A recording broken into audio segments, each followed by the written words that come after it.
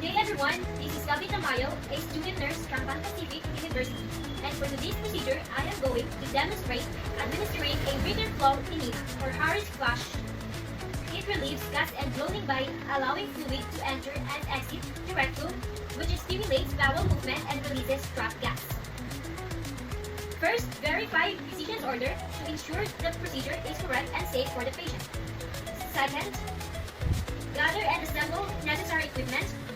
Warm the enema solution to body temperature in a bowl of warm water to save time and keep the patient comfortable.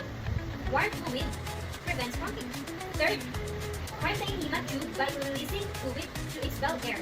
Then re-plumb. To remove air from the tubing which can cause gas and cramping. Next one, perform hand hygiene to prevent the spread of microorganisms. Then introduce yourself and identify the patient. Explain the procedure and how the patient can assist to ensure correct patient and reduce anxiety by promoting understanding. Next, provide patient privacy to maintain dignity and assist patient on seat position because this position is good for the procedure. Next one, brace the patient appropriately, exposing only the anus to maintain the patient's comfort and privacy.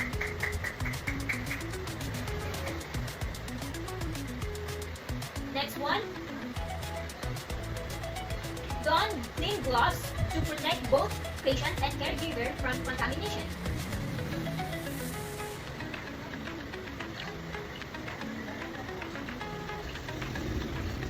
Next is lubricate the rectal tube for about 5 to 7 centimeters or 2 to 4 inches.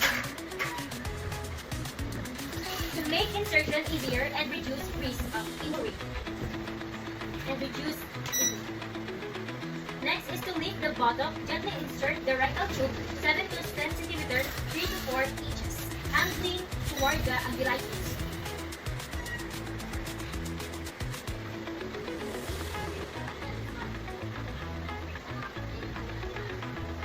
And then encourage the patient to take deep breath to reduce discomfort and guide the tube correctly into the rectum. And then raise the enema container to allow solution to flow, administer 300 to 500 milliliters or as prescribed to introduce fluid into the colon to help relieve gas and stimulate peristalsis. If resistance is met, allow a small amount of solution to flow slightly, withdraw the tube, then reinsert gently. Do not force to avoid injury or perforation of the rectal wall.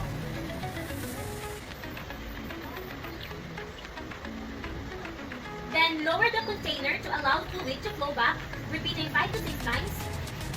Replace thickened solution as needed to create a breathing flow that helps relieve gas and promote bowel movement.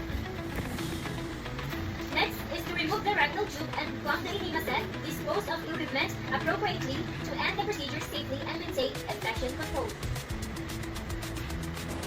And then assist the patient to a bedpan commode or bathroom when they feel the urge to defecate.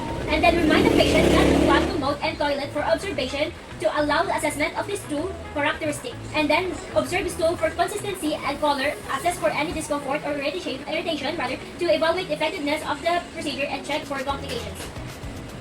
Then assist patient with cleaning the anal area if needed and provide supplies for hand washing to promote hygiene and comfort. And provide supplies for hand washing to promote hygiene and comfort. And then remove gloves and discard properly. Perform hand hygiene to prevent cross-contamination after contact with bodily fluids.